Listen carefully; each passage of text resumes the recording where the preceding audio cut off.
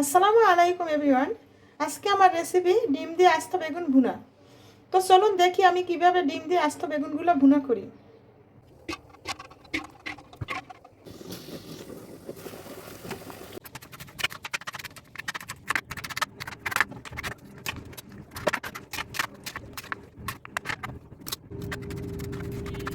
বাঙালির পাতে ডিমের কোনো বিকল্পই নেই, তার সাথে যদি হয় আস্ত বেগুন ভুনা, তবে তো কোনো কথাই নেই। আসলে এই রেসিপিটি খুবই সহজ তৈরি করা এবং খেতে খুবই অসাধারণ স্বাদ। এটি গরম ভাতের সাথে খুবই একটি মেলবন্ধন।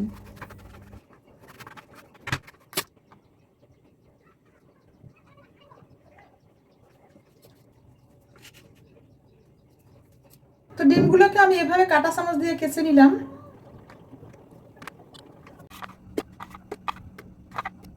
এরপর আমি পেঁয়াজ ব্লেন্ড করে নিলাম।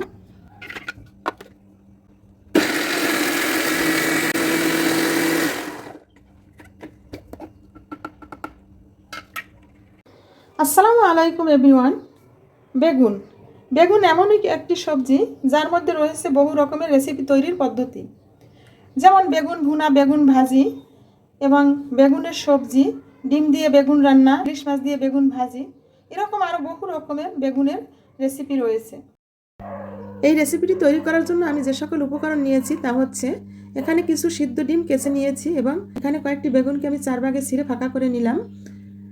এখানে পেঁয়াজ বাটা, রসুন বাটা এবং কয়েকটা কাঁচামরিচ ছিঁড়ে নিয়েছি। এখানে পরিমাণ মতো মরিচের গুঁড়ি, হলুদের গুঁড়ি, কোয়াটার চামচ ধনিয়ার গুঁড়ি এবং জিরার গুঁড়ি, পরিমাণ মতো লবণ নিলাম।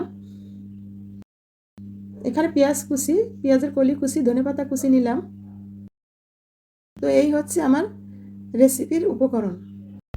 তো চলুন দেখি কিভাবে আমি রেসিপিটি রান্না করলাম।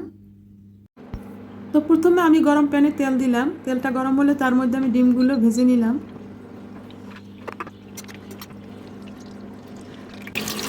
ডিমগুলো আমার ভাজা হয়ে গেছে, এবার তুলে ফেললাম। এরপরে আমি গরম তেলের মধ্যে পেঁয়াজ কুচি দিয়ে দিলাম। পেঁয়াজ কুচিটাকে একটু ভালো করে ভেজে নিলাম।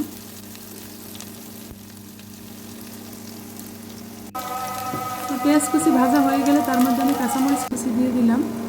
কাঁচামরিচ কুচিটাকে ভালো করে একটু ভেজে নিলাম। পেঁয়াজ বাটা দিয়ে দিলাম।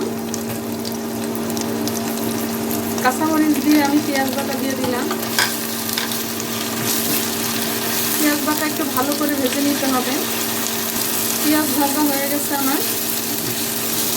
এখন এর মধ্যে আমি মশলার গুঁড়ি দিয়ে দেব।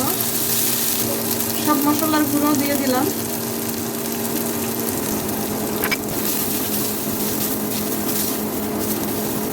পেঁয়াজ বাটার সাথে মশলার গুঁড়ি ভালো করে মিশিয়ে একটু ভেজে নিলাম। তো মশলা ভাজা আমার হয়ে গেছে। এখন আমি একটু পানি দিয়ে আবার মশলাটাকে ভালো করে কষিয়ে নেব।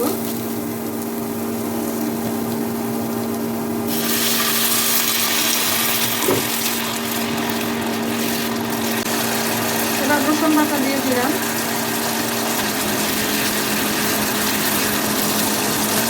এখন এই মশলার মধ্যে আমি ডিমগুলো কষিয়ে নেব। তো ডিম দিয়ে দিলাম। মশলার মধ্যে ডিমটা কষিয়ে নিলে ডিমের কালারটা সুন্দর হবে। তো এখন এর মধ্যে আমি বেগুন দিয়ে দিব। বেগুনগুলো কষিয়ে নেব।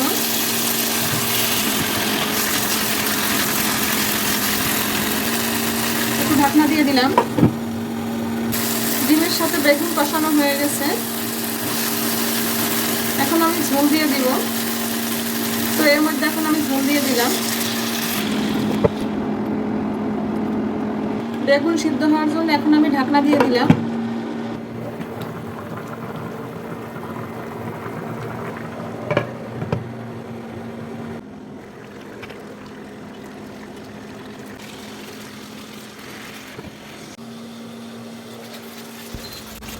তো এখন আমি পেঁয়াজের কলি এবং ধনেপাতা দিয়ে দিলাম।